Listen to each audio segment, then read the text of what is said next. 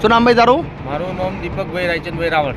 દીપકભાઈ Rajendrabhai Raval. Okay, હવે આ લકડા ક્યાંથી કાપીને લાવો છો ભાઈ? મામલતદાર કચેરી આપણે અમીરગઢ. શાના લકડા છે? લીમડાના છે. લીલા છે કે સૂકા છે? લીલા છે. લીલા છે, બરાબર છે. એમાં કઈ હરાજી તમે કરેલી છે ટ્રેક્ટરની? રાજી સાહેબ અમે તો નહીં ગરીબ એટલે આ લકડા જે હરાજીમાંથી લાવ્યા છો કે સીધે સીધા આવ્યા છો? સીધે કાપી લાયા. સીધે સીધા કાપીને લાવ્યા છો, બરાબર છે.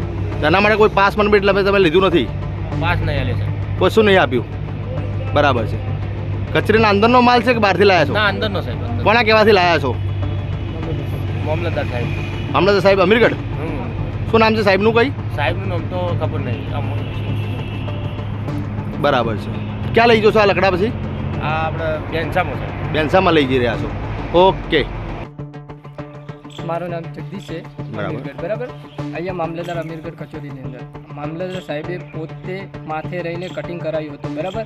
એમાં કિરણ કાંતિભાઈ તે માથે રહીને અંદર કટિંગ કરાવીને અમારે અહીંયા સાયલાની જરૂર બહુ છે. બરાબર.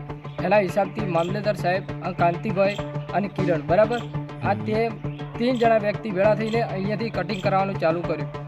બરાબર. એ માટે મતલબ કે અહીંયાથી ટ્રેક્ટર ભરીને જ્યારે બહાર નીકળતા હતા ત્યારે આગળથી એને સમાચાર મળે કે કોઈ રોકટોક કરવાના છે. બરાબર.